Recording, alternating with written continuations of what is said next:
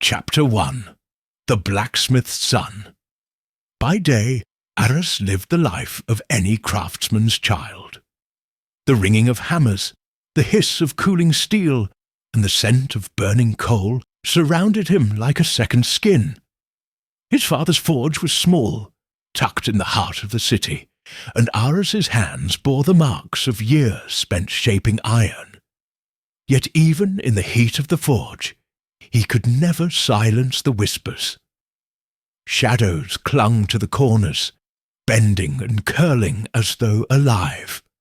And when the hammer struck, he sometimes swore he heard voices woven into the sparks, soft, almost mournful, almost calling his name. Aras.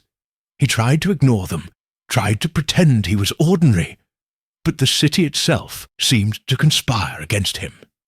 At night, the streets grew unnaturally still, every flame guttering, every star disappearing from the heavens. The citizens hid behind their doors, fearful of what roamed unseen. One evening, while carrying iron scraps to the riverbank, Aras paused. The water should have reflected the moon, but instead it mirrored a shifting void. From its depths, a shape emerged, human-like, but rippling with darkness.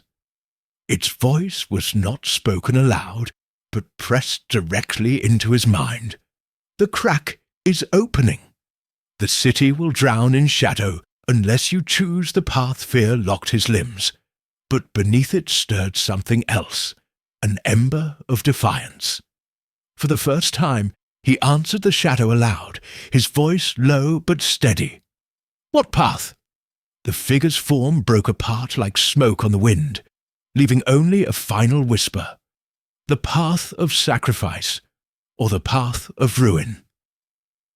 Aras staggered back, the iron clattering from his hands. He had not imagined it. This was real. The shadows were no longer content to whisper. They were giving him a choice. Aras returns to the forge, shaken, only to find a dark mark burned into the anvil he had worked on all day. An unfamiliar sigil pulsing faintly with light.